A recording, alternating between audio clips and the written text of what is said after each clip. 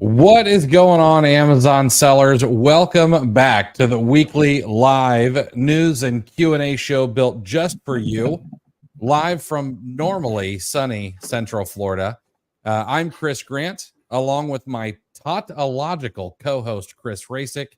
And today, as always, we'll chat a few pieces of news that should be of interest to you as Amazon sellers and take your questions about anything relating to Amazon, online arbitrage, retail arbitrage, or wholesale. Now, before we get started, we do have a sponsor this week. This week's sponsor is Rev ROI. It's a absolutely free tool. It's one that I actually created to help you find discount gift cards and the best cash back available. And it came because honestly, when I got started doing OA, I hated having so many extensions that would pop up and remind me to turn on cashback. And it quickly became so irritating that I spent good money creating an extension to be able to get rid of all those other extensions. And so now you can be sure to get the best cashback and discount gift cards and leave behind all the annoying pop-ups, and it costs you absolutely $0. I'm also not smart enough to make affiliate commissions off of your purchases from discount gift cards and things like that. So it's just a free tool. You can go head over to cleartheshelf.com/Rev ROI. That's REVROI. And you can download it absolutely free and start making sure that you're getting the best discount gift cards and cash back available. Chris, what's going on, man? Not too much. Just enjoying the non-existent tick from the whatever Prime specials going on right now. Right. Have you seen a bump at all? I don't really prepare for it, so I really shouldn't expect a bump. But normally it's.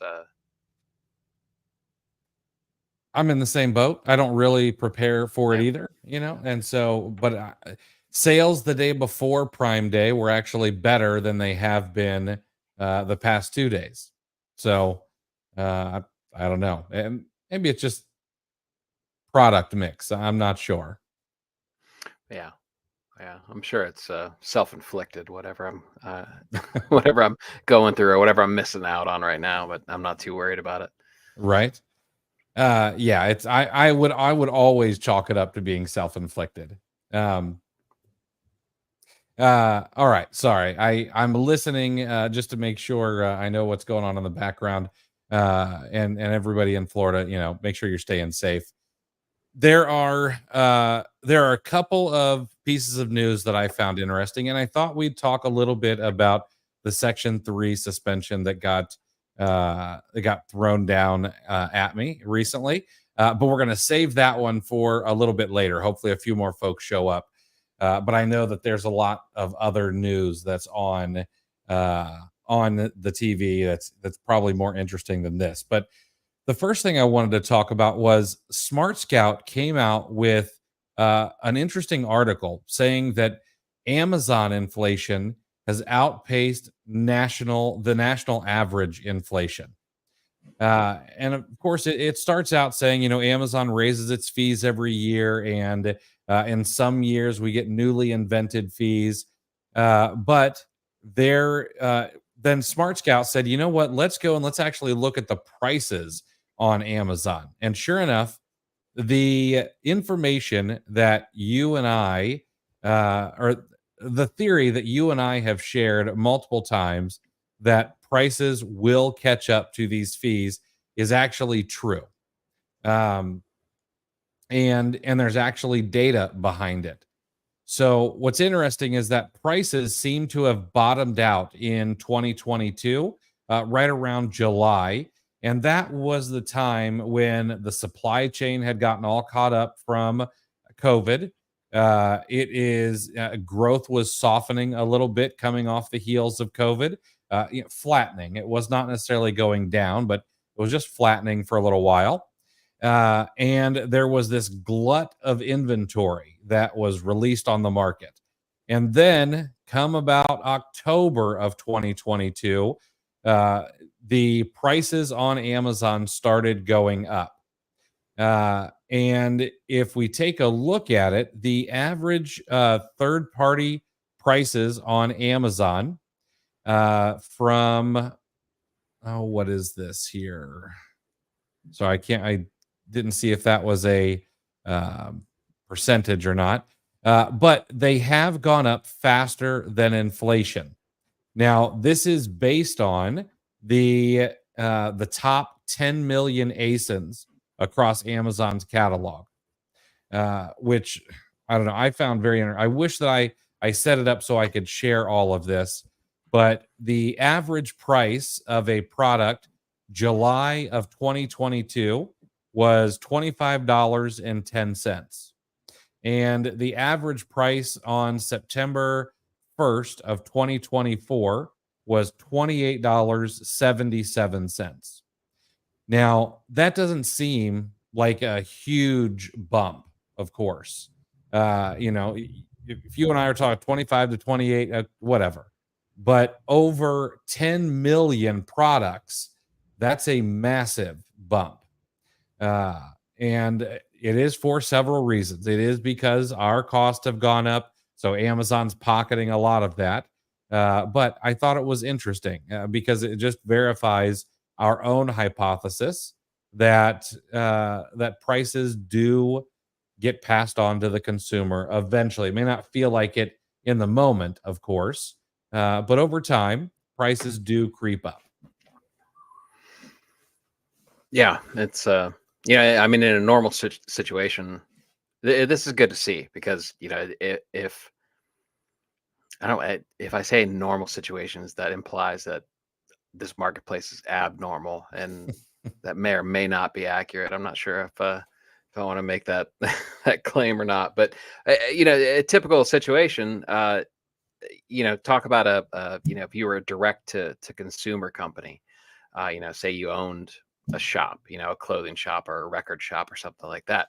We had um, global issues which are going to increase costs, right? This, don't hear any of this and see the fact that Amazon is slapped onto this news and think it's them being greedy.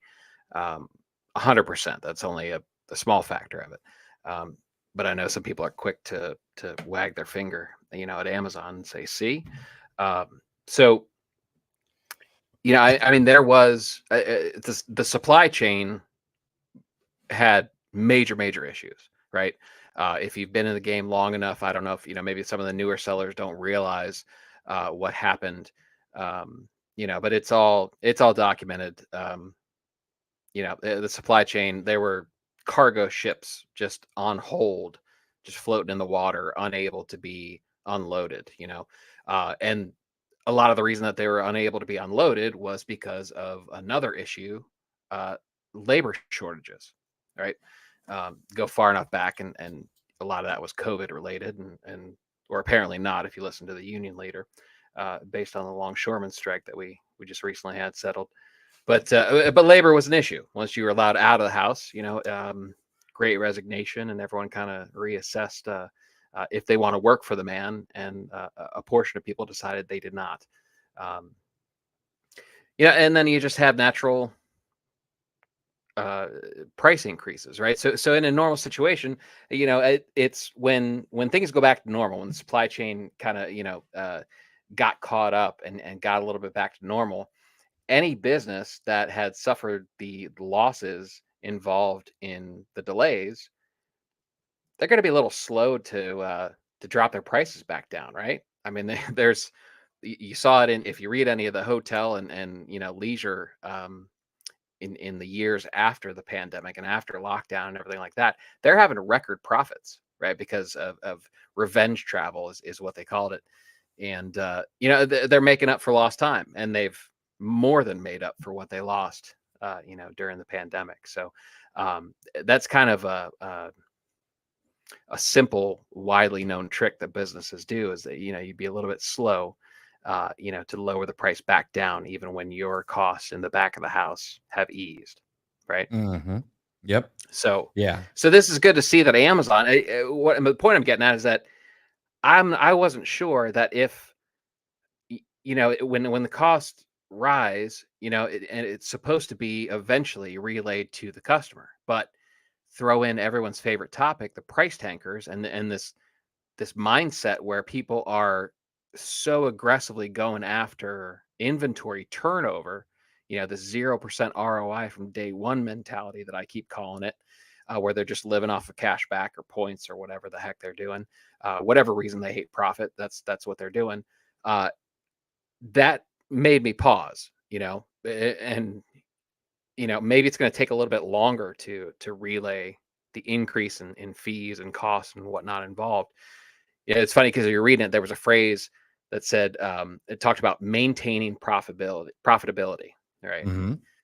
I said, I was like, that's a great phrase. I said, unfortunately, yeah, some third party sellers don't have profitability to maintain, the 0% ROI. So it's like, okay, how does this work into the classic, the classic economical model that we would be following? You know what I mean? Does that make sense? Yeah. Yeah, that does make sense, and that's a good question. Or, I mean, heck, I don't know.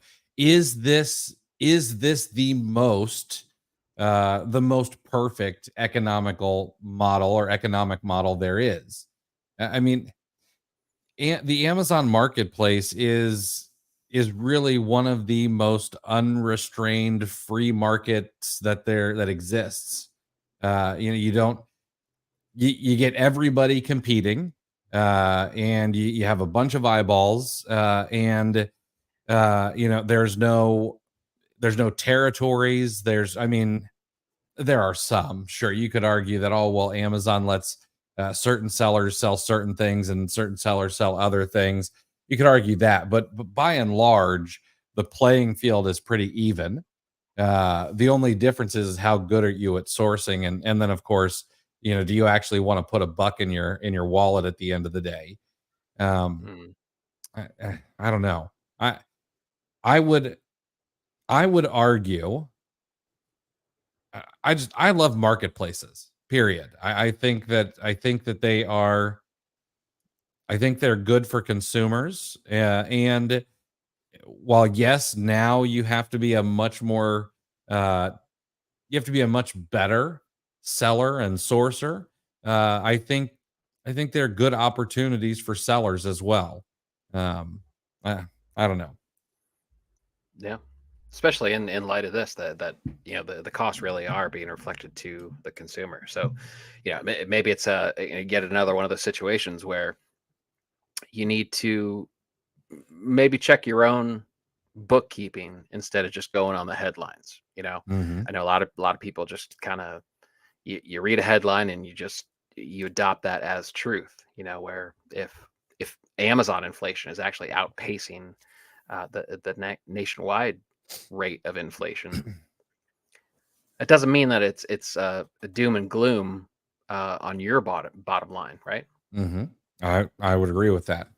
Which eh, so you bring up something interesting there, because I think we do often run with the headlines, and this is the average person, on social media, but it's also the Amazon seller, which is actually why I'm kind of glad that I got a Section 3. Now, did it suck, and was I worried for a moment? Yes, of course. I'm human. Um, but I am glad that it happened so that I could go through the process myself, and rather than just be the person or the guys who say, "Hey, listen, as long as you're doing everything right, as long as you give them what they want, you're going to get your account back." And now I can say it from the first person viewpoint, rather than just being that Amazon apologist. So I thought we could kind of walk through exactly what happened. And then of course, if you guys have questions, ask away, and I will answer as much as we can.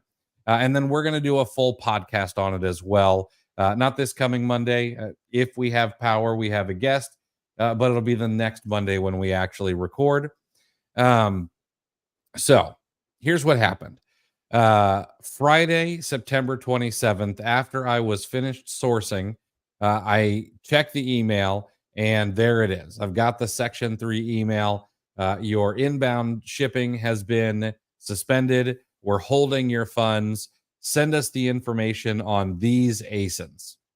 And uh and of course, I was like, oh man, I had just literally spent like $3,500 on inventory, and it was all going to the prep center. So of course, reach out to them, let them know that our inbound shipping had been suspended, and they've also got a ton of stuff coming. So clear off a couple of shelves to be ready to hold it for a week or two.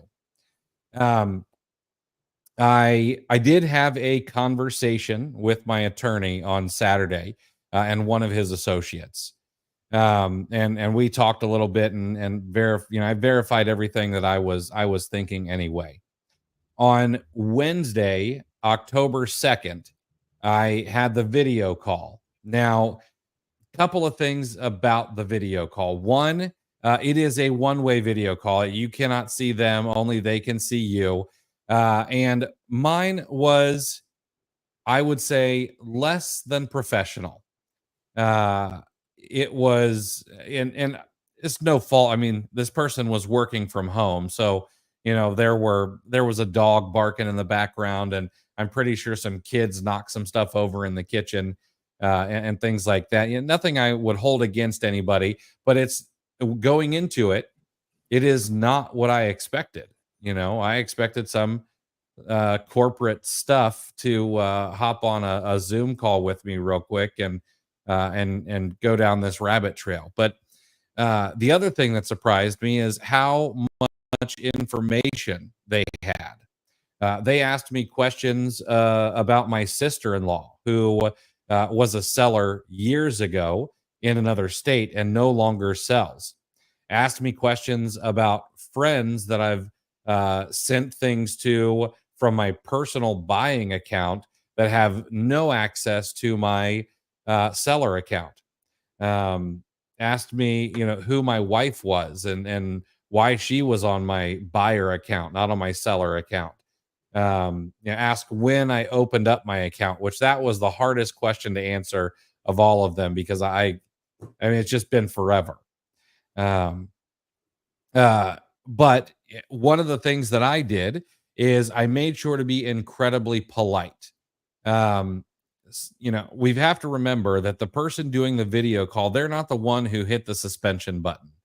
I made sure to answer all their questions. I showed them everything they asked for, which included my ID. I made sure that they could see my face. I was well lit. I actually turned on all the lights rather than just, the way that I have lights set up for podcasts.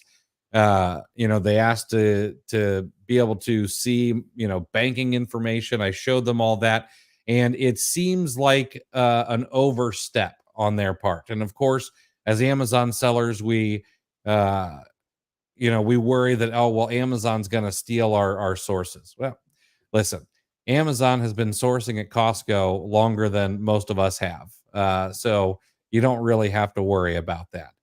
They've been caught sourcing from Costco on multiple occasions, by the way. I'm not just making that up. Um, so I showed them everything, got off the call, and thanked them for their time. I made sure to fill out the survey that also gets sent out. It was actually sent to me before anything else was, and so I made sure to give high scores on everything. Not that it's going to do me any good, but what's the harm in giving 5-star survey, or 5-star review to someone you didn't really want to talk to anyway. After that was finished, I was asked to submit all of my documents. And that was a little bit later in the afternoon on October the 2nd. So on October the 3rd, the day after, that was a Thursday, I submitted all the documents. That included, so here's what I included, okay? There was receipts from all of the retailers. And yes, I did say retailers. They were all online arbitrage purchases from retailers. Not all of them were Main Street retailers either. One of them was a big box retailer that everyone has sourced from. One of them was a brand's website. And the other one is just an online specialty retailer with no physical stores that I'm aware of. All right. I also sent in uh, order confirmation emails, shipping confirmation emails, delivery confirmations on all of the ASINs. I sent in copies of the credit card statement that was for the credit card that was used to purchase these items, as well as the business bank account statement that the credit card is paid with. I sent in a contract from my prep center and an employment contract as well, just to show who all has access to the seller account. On top of each one of these different things that I sent in, there was a cover page, and it said exactly what it was about. Okay, so it was supply chain documentation, and then I broke down. This is the supply chain documentation. Please see attached. It was receipt for ASIN X from X. Okay.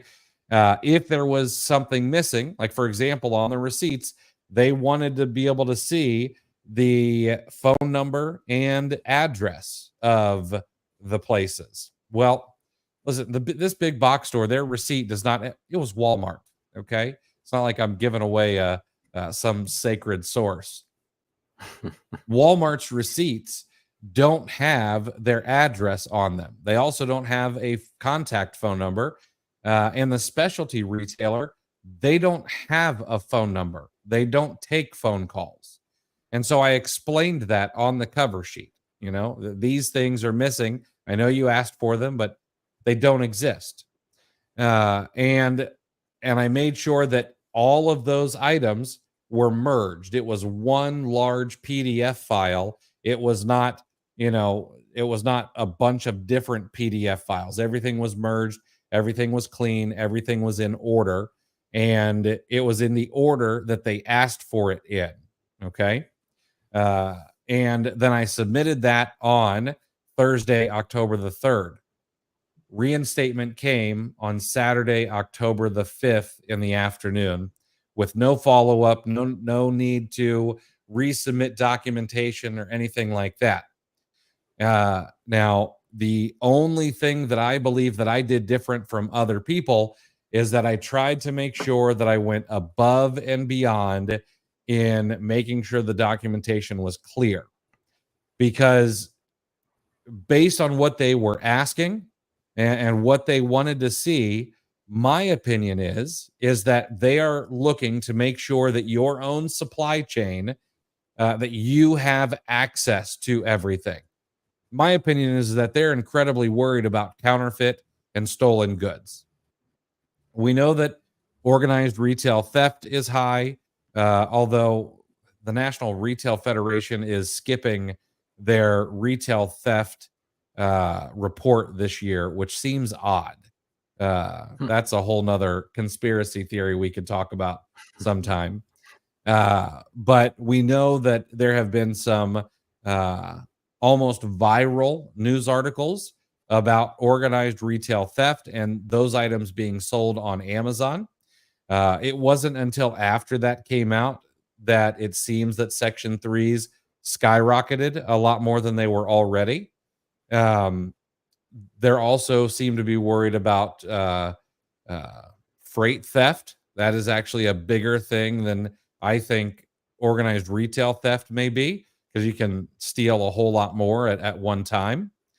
And then counterfeit items. Let's just be honest. There are some Nike sellers who are buying Nike socks from AliExpress and selling them on branded listings. It's just math.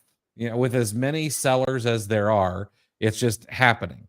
And so they want to make sure that there are these touch points, and you know exactly where it comes from. If it's not coming to you, you know exactly where it's going to. You have a contract with those people, that you have the ability to see what's going on. I even stated to them that my prep center actually records the prepping of my products, and I'm able to see my video. I can't see anybody else's. But if I ask for a copy of the video of my stuff being prepped, I can see that. And that I think may have been a little helpful.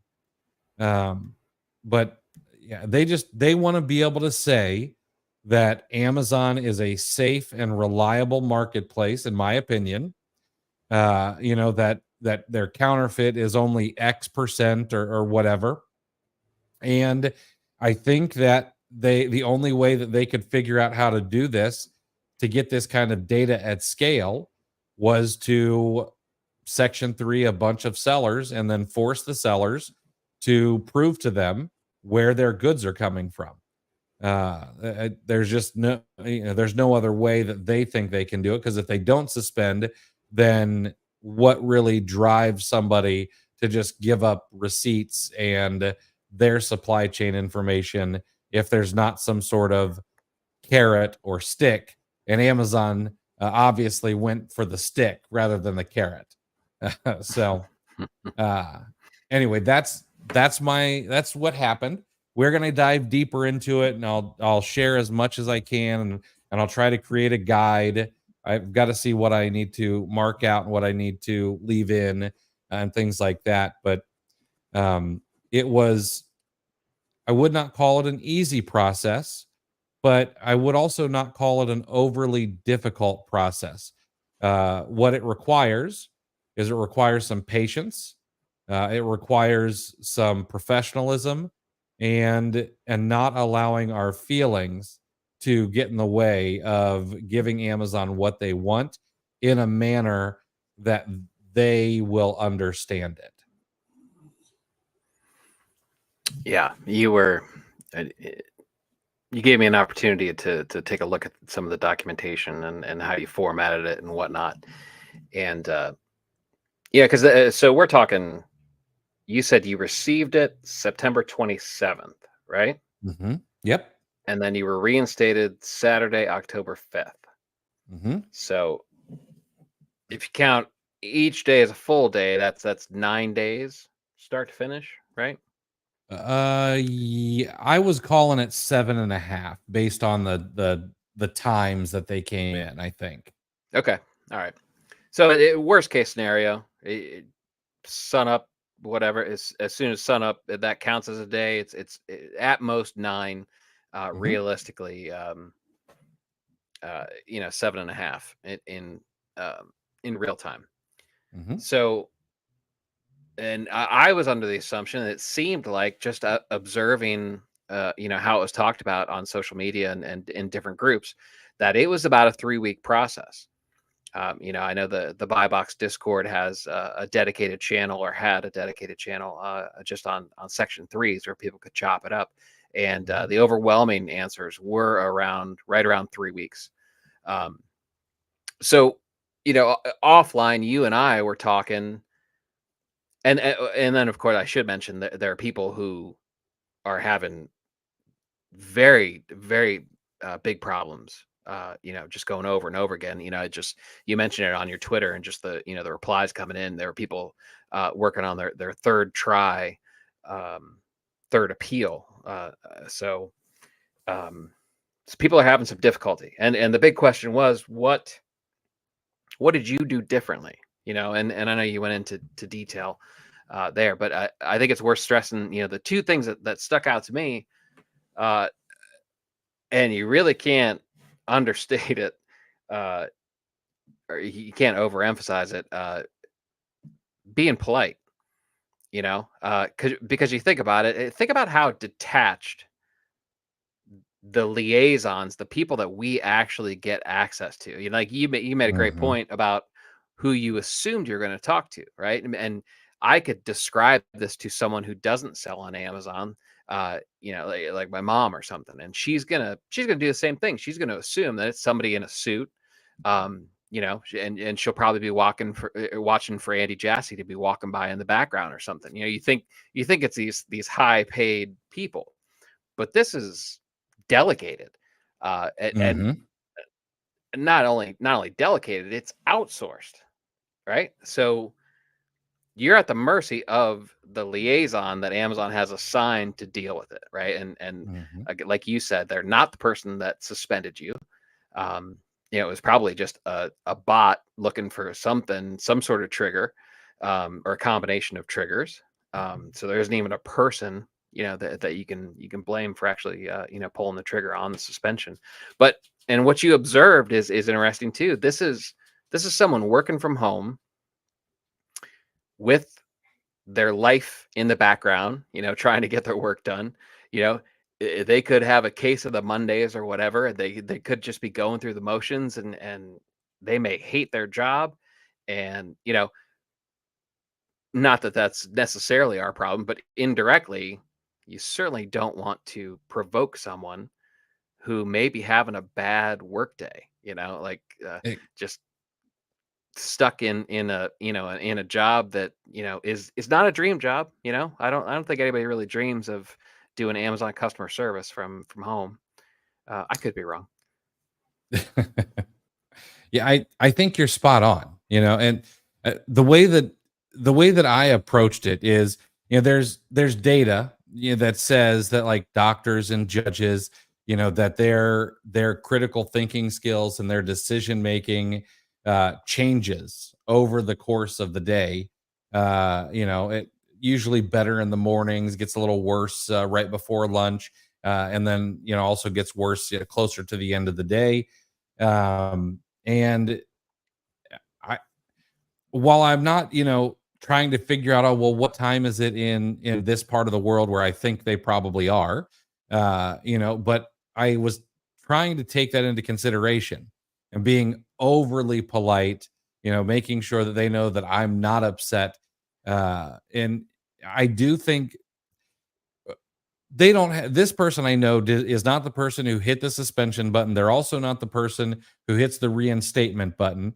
But what kind of things are they able to put in the notes that might make the next person say, oh, we really need to, make sure this guy gets drug over the coals, or something like that. Now, is it actually like that personal?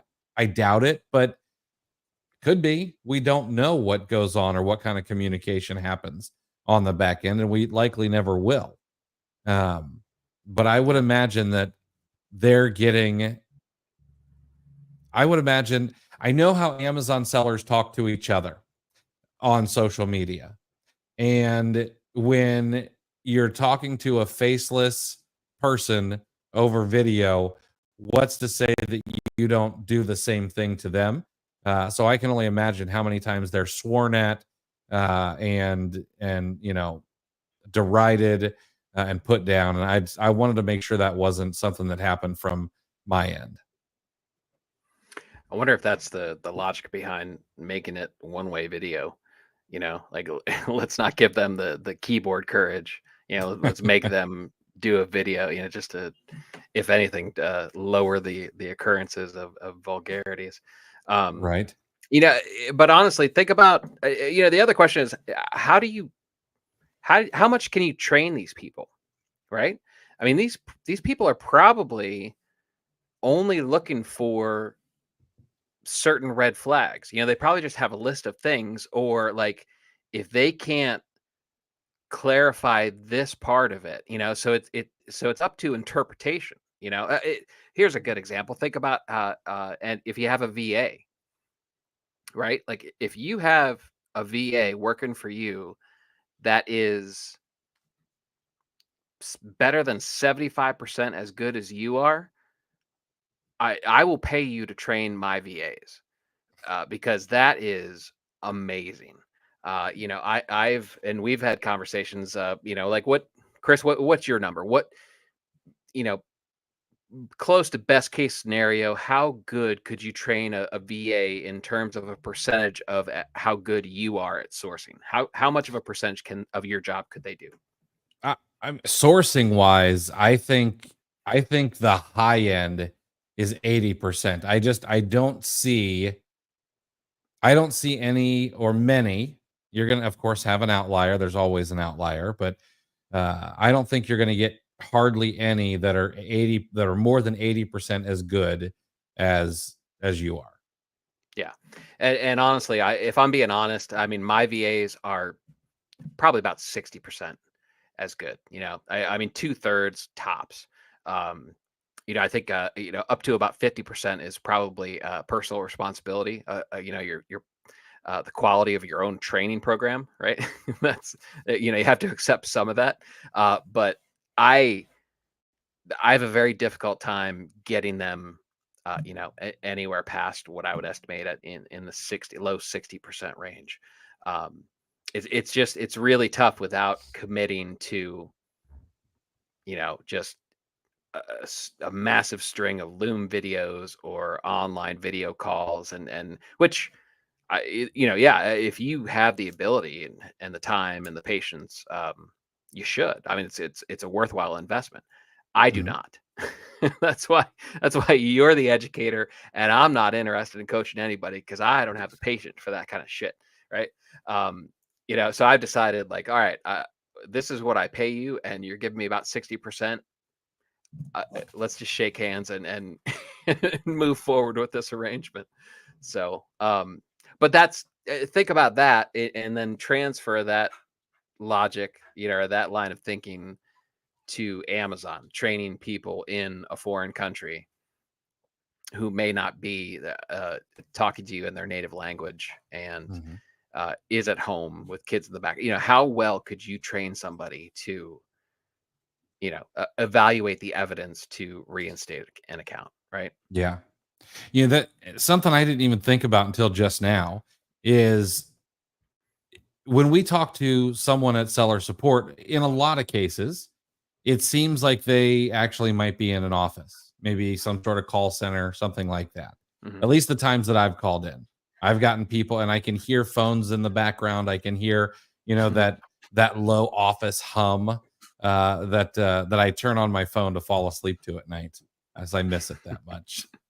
Uh, but so was this person, is this a temp job, which might make them care even less? They're doing it from home. It's a temp job, while they're looking for something else.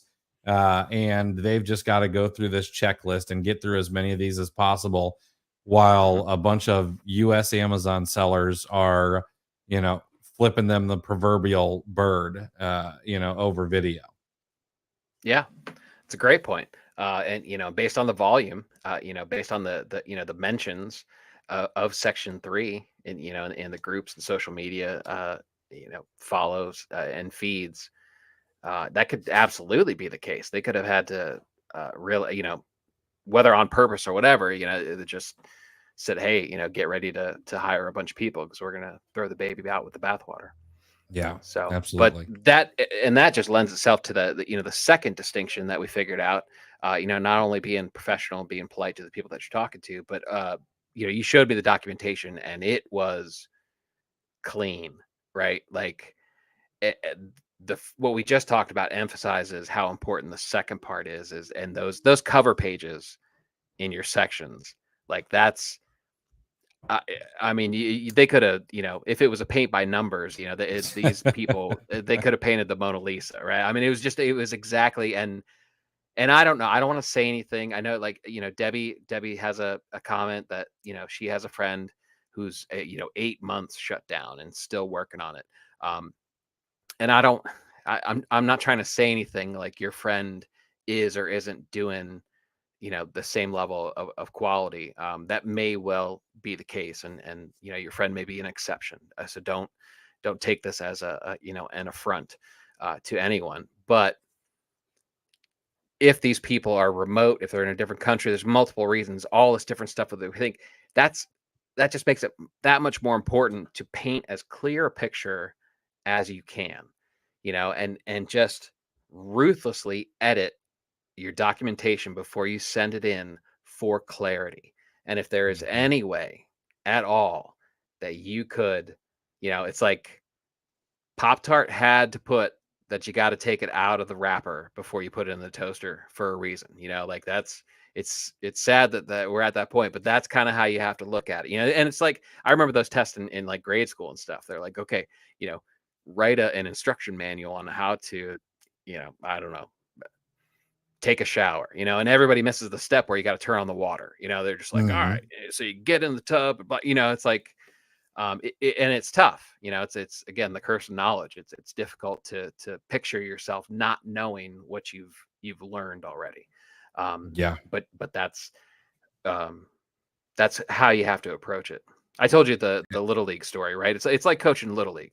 I had did I tell you that? I don't Uh, know. I don't recall. yeah, my son, we're big baseball fans, and so my son wanted to play coach pitch, and the team, uh, their coach left. So there were a bunch of kids with no coach, and so I decided, I was like, well, I'll give it a try, right? But ended up getting really really into it, and I decided I was going to be the greatest little league coach ever in the history of childhood sports.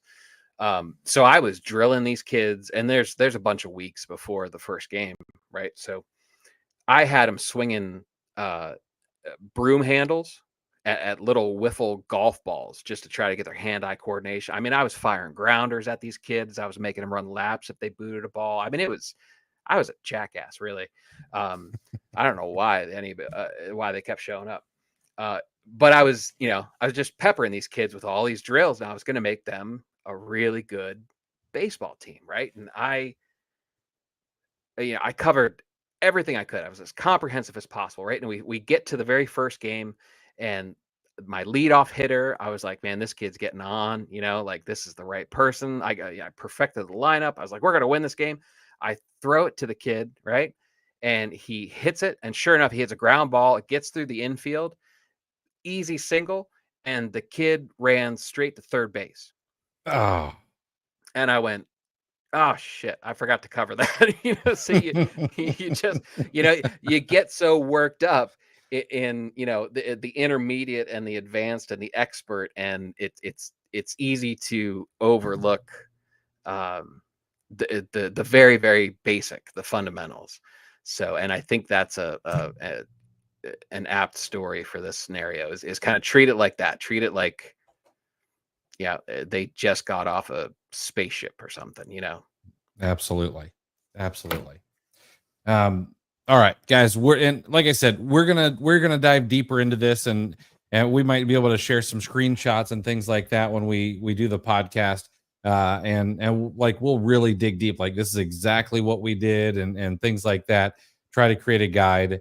But I'm gonna hit one more piece of news, a little bit of good news to end of the news section. But if you guys have questions, drop them in the chat. We'll make sure to get those answered for you guys.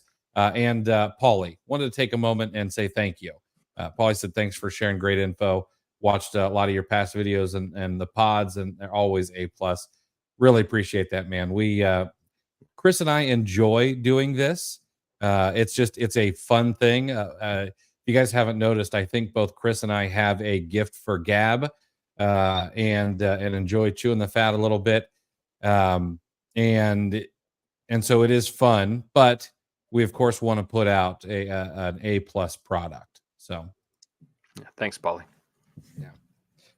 All right. So a little bit of good news, and we've talked about this a couple of times in the past, but there's another new report out that U.S. retail sales between Black Friday and Cyber Monday are going to go up. There looks like their plot to hit $75 billion in sales for the first time ever, according to Bain and Company. That's an increase of 5% year over year. About 8% of U.S. retail sales during the holiday season will occur during the Black Friday to Cyber Monday period, which is the highest proportion on record for that time frame. Last year, and here's this actually interesting me more than the numbers. Last year, consumers spent the most money on December 22nd, followed by Black Friday, November 24th, and in third place, Christmas Eve, December 23rd. So December 22nd and December 23rd are actually bigger than Cyber Monday. Cyber Monday comes in fourth. and apparently Cyber Monday is going out of fashion. I mean, there's Cyber Week now, so I guess that makes sense. But So there's that's a whole lot of husbands finally starting their shopping. So if it's right, the 22nd and Christmas Eve. Yeah, kind but of kind of makes like sense. this ties into yeah, it does. You totally see the reasons why. This ties into the first piece about Amazon inflation, though. Um, why wouldn't it be projected to rise, right? I mean, cost. That's a hot topic. That's easy clickbait nowadays. I mean, everybody's covering the cost, the increase in prices, increase in cost, and stuff like that. That's the kind of doom and gloom that our news outlets and people that we follow like to cover. Um, but what happens is when that gets into our minds, or comes out of our wallet as we realize it, we're going to be looking for deals, right? I mean, that just naturally lends itself to more frugality, right? Absolutely. So you kind of see, maybe this prime event that's going on right now, maybe it surprises us when we get the numbers here in another week or two, or however long it takes. Maybe it's more popular than we expected it to be, simply because of the type of news that we covered in the beginning, because people perceive a deal, and perception is, of course, reality. Yeah, I I tend to agree with you. I remember all over Twitter, during July Prime Day, it was, oh, whatever, and then Mhm. the numbers come out, and it's of course the biggest Prime Day ever yet again. Right, right. The I'll tell you, the American consumer, man, they're resilient. They want to spend. Now, whether that's a good thing long term, and credit card. I mean, there's all kinds of avenues we could go with that. But for us as people who are profiting off of the American consumer, it is a good thing so far, and it does not seem to have an end in sight for now. Yeah.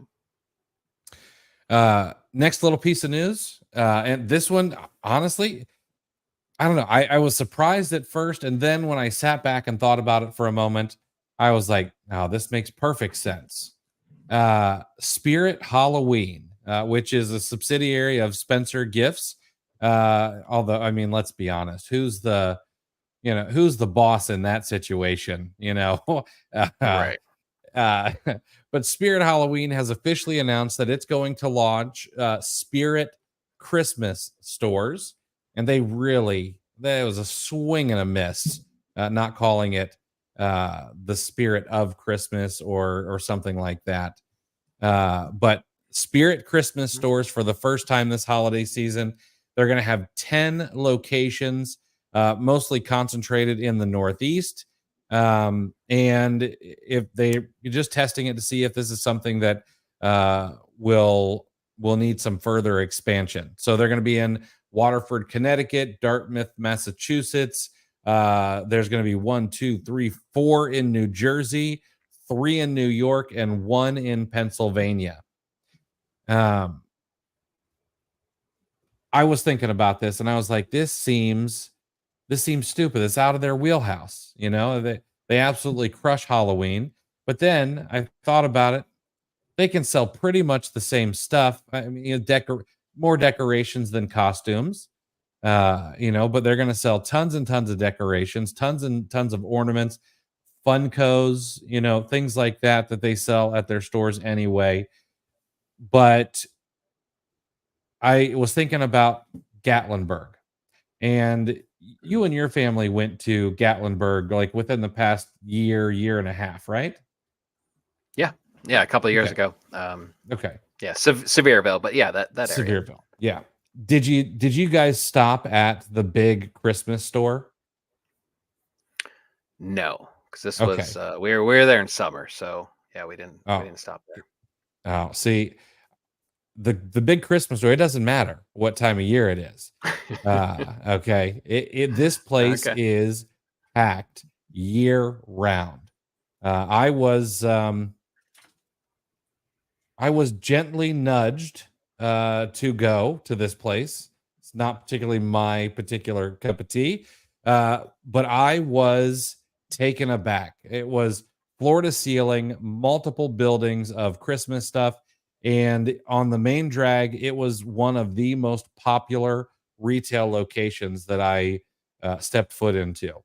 I was saying, "Oh, excuse me," a lot, and it was surprising, and how much people were buying was crazy. I think Spirit Halloween absolutely crushes with this, and they instead of 6-week contracts, they start, maybe doing 3-month contracts or something with the Dollar Generals that get closed down that they take over. Yeah, this was a what took you so long reaction Mhm, from me.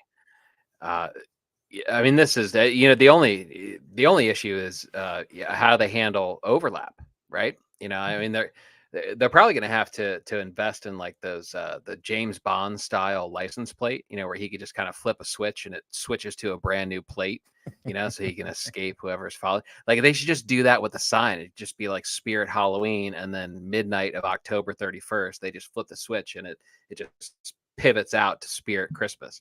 So they could just use the same location and just get like spinning walls or something, where the shelves just turn around. They've got tinsel and whatever they're going to sell. Um, yeah, but like the physical, their physical existence. How does that going to work? Are they going to try to transition uh, existing Halloween stores? Obviously that's a cost savings. mhm, That's interesting to see. Uh, but that may take a little bit of steam from the early part of Spirit Christmas. People are gonna those people, they'll start shopping for that stuff in probably August, as soon as the yep. kids go back to school. So you're gonna be stepping on each other's toes a little bit there. And then I don't know how busy the Halloween stores are starting in early November, but there could be some residual sales after post holiday. So that kind of overlap will be interesting. Um, However, there's going to be no shortage of retail space that is empty. The opportunities to put Spirit Halloweens was ample. Mhm. They were never hard up to find new locations. Those things pop up everywhere. I think I heard, since it's not being used, I heard Fenway Park is actually a Spirit Halloween right now because the Red Sox suck, um, and they're not playing baseball anymore. That makes you feel good, doesn't it? It's just yeah. I got man, there's a glow to me now. I don't know if my camera has the resolution to show it, but um, yeah. So yeah, so it'll be interesting. Or is this a do they run these things all year round like that? Like the story you were talking about, in Gatlinburg. Is there enough demand, enough from sickos, to you know want to shop for Christmas stuff and in months they have no business doing so. I think in certain areas there is. I mean, honestly, I don't know why places like Sevierville, Gatlinburg, and other touristy areas, Branson. I'm not sure why there's not a permanent Spirit Halloween, because there are just as many people who like Halloween decorations as like Christmas decorations. And Hmm. I know that the Gatlinburg area is not the only place with a Christmas only store. People, it's like adult fans of Disney. They've just got these, I don't want to call them sycophants. That might be too harsh of a word, but we're towing a line, certainly. So yeah, I don't know. It's interesting. It's a good move, but for Amazon Yeah. sellers, the thing that I'm excited for is they're obviously going to have some Spirit Halloween branded items, I would imagine, for Christmas. And I know how many Spirit Halloween items I have sourced already this year, that are branded Spirit Halloween. how many of those come over to the Amazon marketplace and are either popular or very popular, like some of the items, and have a markup value, and Mhm. um, how many items become what are those called? Exclusive.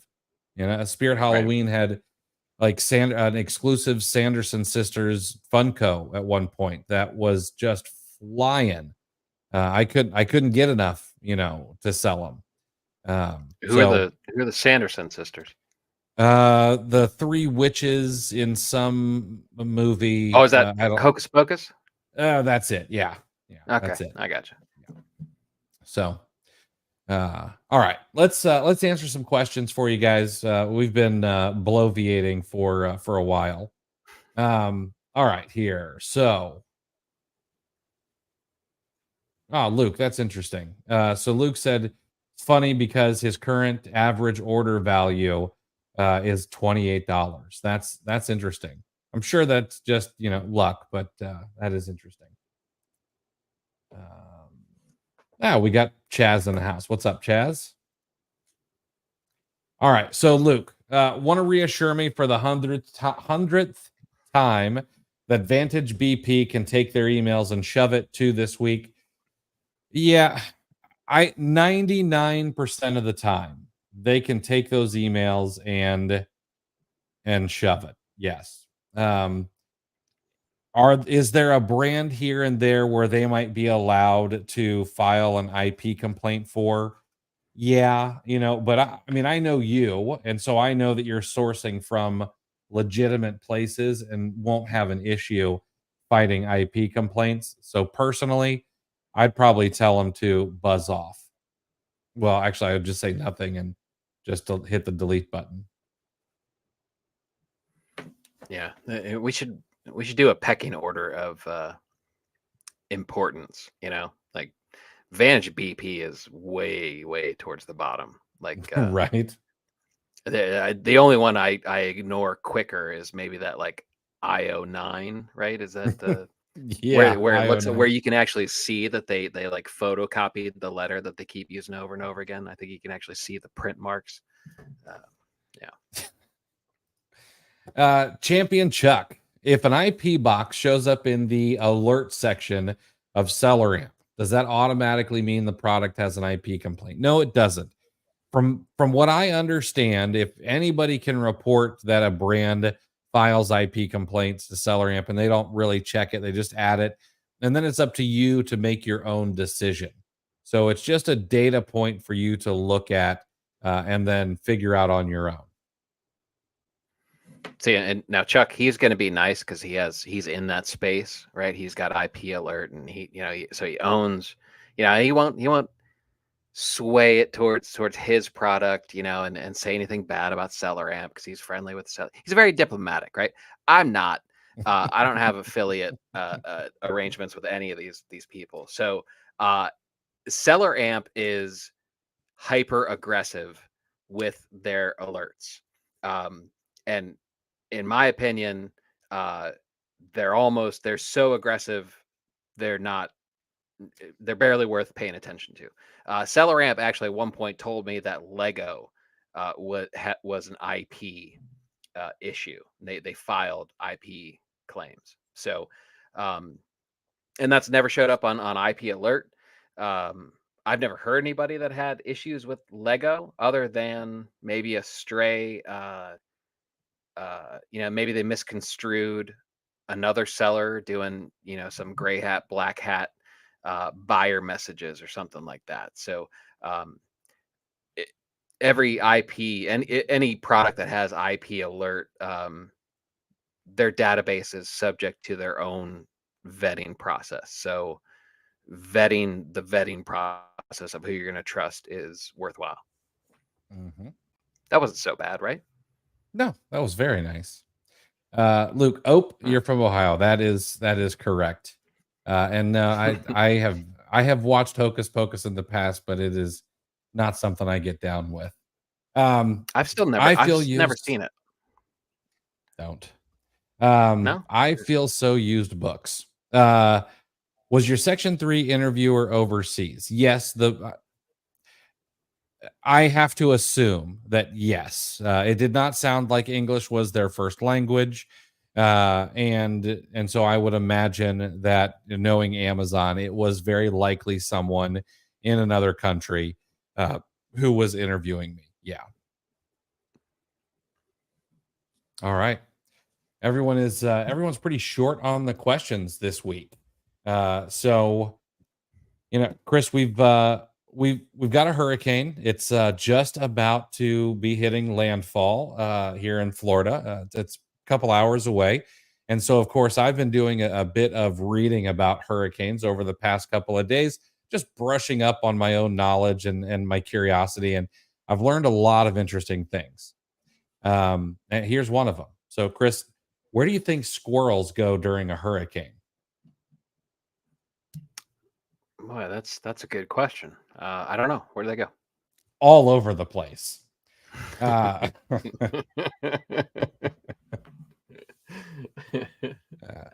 That's pretty funny. I like that one. So, all right. Listen, I do want to end on a little bit of a serious note. I know that I know there are there's a good amount of folks that are Amazon sellers who are in Florida. If you are in Florida, please be smart. Please be safe. If you have not already hunkered down, make sure that you are hunkered down and you've got food, water, and all that good stuff at home. Don't go outside. And if a dolphin hits your front door, definitely don't open the door. That's how the hurricane tries to get you to come outside. Uh, but really, stay safe, stay inside. Don't go driving through any flood waters or going and looking for damage after the storm. And everything's going to be just fine. We'll get through this thing like we always do. So, Chris, great show, man. Yeah, stay safe. I hope to not have you ghost me because your power's out. So Right. Yeah, that's what I'm fingers crossed power stays on. So, all right, guys, that's it for this week. We will catch you next Wednesday, most likely at 5 p.m. to talk more Amazon news and answer your guys' questions. Take it easy, everybody.